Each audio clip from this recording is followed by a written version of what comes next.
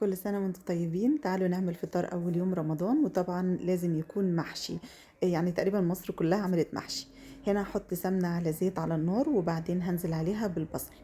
أول ما يصفر كده هنزل بالصلصة اللي أنا كنت مفرزاها معاكم لتفريزات رمضان. هتلاقوها هنا برضو الفيديو على القناة. بعد هسيبها بقى تتسبك كده، وجبت البط يكون مغسول ومنقوع كويس، وهتبله بقى. هجيب له بصلة مبشورة، وهحط عليها فلفل اسود وشوية كمون وملح. بس كده التلاتة دول بيبقى يعني ميكس مع بعضه كده. ريحته حلوة وطعمه حلو. بعد ما حطيتهم كده هدعك البصلة كويس لحد ما تبقى ريحتها جميلة كده. و... وهدعك بيها بقى البطة. دلكي البطة بقى من بره ومن جوه بيها. الخلطة دي ريحتها جميلة قوي. يعني كل ما تدعكي الجلد من بره الريحة بتمسك فيها بتاع البصل، والتتبيلة دي بتبقى حلوة، ومن جوه بقى ومن تحت الجلد ومن بطنها. بصي يعني من كل حتة كده. هتبقى معاكي زي الفل ان شاء الله.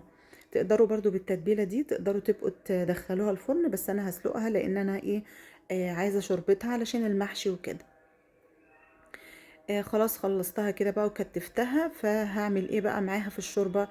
هحط معاها بصلة وورق لوري، وكمان طماطمايه هقطعها بس نصين كده وهي مشبوكة في بعضها، ومكعب شوربة دجاج، اللي هي اللي هي مرقة الدجاج.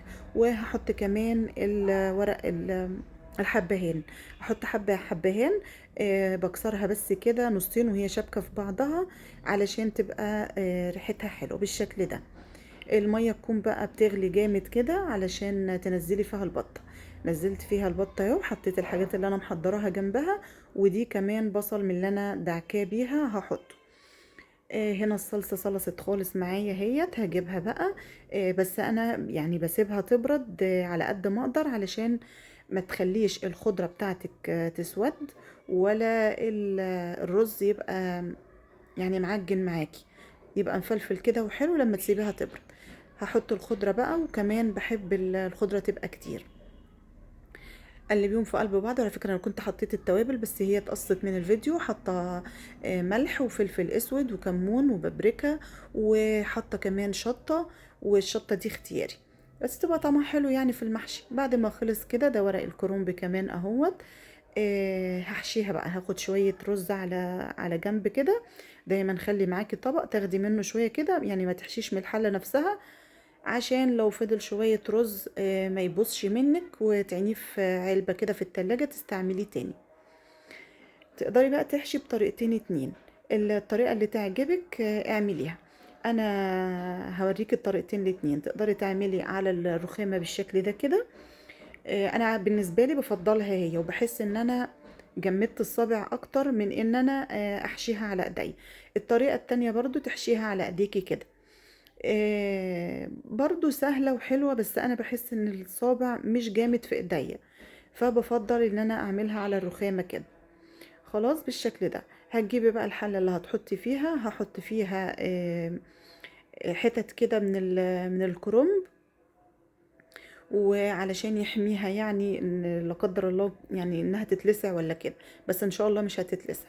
اعمليها دواير بقى حوالين بعض كده، او مربعات زي ما انت يعني بتحبي ان انت تلفيها ازاي في الحلة. بعد ما خلصت اهوت هزودها بقى الشوربة. انا كيف عندي ان انا يعني ازود الحاجة بالمج، يعني مج عادي او مج شوربة. ما مش عارفة ما بستعملش الكبشة كتير ليه. المهم لو مش عايزة بقى المحشي بتاعك وشه يتبهدل ويبقى شكله حلو كده، خلي دايما السطر الاولاني باين كده من الشوربة، وهزيها كده عشان الشوربة تنزل تحت. انا هسويها في قلب الفرن مش على وش البوتاجاز، فهغطيها في بورق فويل كده، مش بالغطا، علشان الغطا ممكن المقبض بتاعه ممكن يسيح. فانا حطيت ورق فويل بس كده. البطة كانت استوت بقى، وهدخلها الفرن بالمرة ادام انا يعني ايداه. فهجيب له معلقتين كاتشب كده، واحط عليها فلفل اسود وتوم باودر وبصل باودر، وكمان شوية بابريكا وملح، وهحط شوية زيت. هقلبهم كده، وبعدين هنزل عليهم بمعلقة عسل نحل اللي هو العسل الابيض ده. معلقة صغيرة كده. وهقلبهم في قلب بعض. ادهني البطة بتاعتك كويس بقى من كل حتة، هتدي نفس جميل ولون جميل قوي بعد ما تطلع من الفرن. بصي ظبطيها من كل جهة كده. شايفين استوت خالص ازاي؟ الاجنحة اتفتحت، يعني مش ما كانتش عايزة اختبار، والله انا بعرفها بالنظر كده. تقدري تبقي تعمليها لو انت عايزة تعرفي استوت ازاي، تشوفيها بشوكة كده من ناحية الكتف.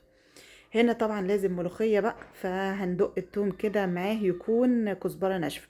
واختياري انا بحط معلقة هريسة شطة، هحطها في السمنة كده، وقبل ما تستوي هاخد منها حتة احطها على الملوخية ومعاها مكعب شوربة. بعد ما التوم يحمر روحي حاطة بقى الملوخية، تاخد تقلي يعني غلوتين كده وروحي طافية عشان ما تسقطش معاكي. طبعا بقى بما ان طول النهار عطشانين وصايمين، فلازم نعمل شوية عصاير كده. انا كنا جايبين تمر وصوبيا، وزودنا كمان عاملين بلح وفراولة. البلح كسريه بقى واغسليه كده لازم كويس علشان بيبقى فيه تراب. وده لبن على مية على معلقتين سكر، تقدري تستغني عن السكر علشان البلح بيبقى مسكر. هحطه عليه كده واركنه على جنب. دي الفراولة اللي انا كنت مخزناها معاكم، كان عليها سكر وموز. الناس كانت خايفة من الموز لا يسود، ما بيسودش ولا بيجراله اي حاجة. كان لبن ومية وموز وفراولة وسكر، وكانت رشة فانيلي. عايزة تزودي بقى السكر تاني في الوقت ده زودي. ضربتها بقى وصفيتها وكانت بالشكل ده. شايفين مفيش اي سواد ولا اي حاجة خالص من الناس اللي خايفة من الموز لا يسود. خلاص كان المحشي الاخر استوى هو كمان. هنغرفه بقى، وادي البطة خدت لون براحتها كده جميل برضو. وادي الملوخية هيت. وطلعنا الزيتون اللي انا كنت مخللاه معاكم برضو. وهي دي كانت سفرة اول يوم رمضان.